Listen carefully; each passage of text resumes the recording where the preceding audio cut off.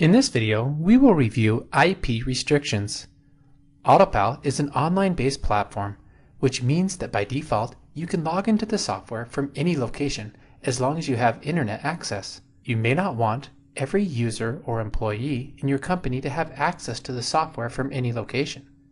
For this purpose, AutoPal gives you the ability to restrict access to the software by IP address. There are two different methodologies that can be used to assign IP restrictions to your servicing users. These controls are both located under the Users tab. Select the Users tab. The IP Restrictions tab allows you to set predefined company-level restrictions, meaning that if the restrictions are enabled, they will be applied to all servicing users, unless otherwise defined. The Manage tab next to a servicing user allows you to manage some more in-depth user controls, as well as assign IP restrictions on an individual user basis. Select the IP Restrictions tab. From this page, you will notice that you have two options: Allow IP addresses and Block IP addresses. Allowed IP addresses. This section allows you to enter a list of IP addresses that can be used by every servicing user in your company.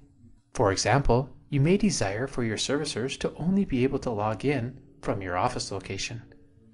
Through enabling and adding your office IP address to this list, you will restrict their access to only the terminals at your office, but they will be able to log in from any IP address in the list. If you don't know your IP address, simply select My IP and it will auto-populate in the field. Block IP addresses. This section allows you to enter a list of blocked or denied IP addresses. Similar to the Allow IP addresses, this list will apply to all servicers unless otherwise defined in the User Manage tab.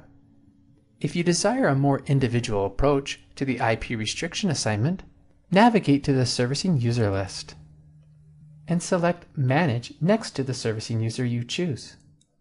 From this section, you can select between two user IP restriction types: the company settings or the user custom settings. The company settings will apply the settings from the IP restrictions tab, whereas the user custom settings will allow you to define custom restrictions.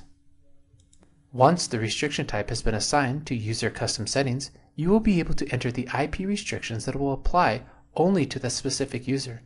The application of these settings mirror the IP restrictions tab. Congratulations! You have now successfully added IP restrictions to your users.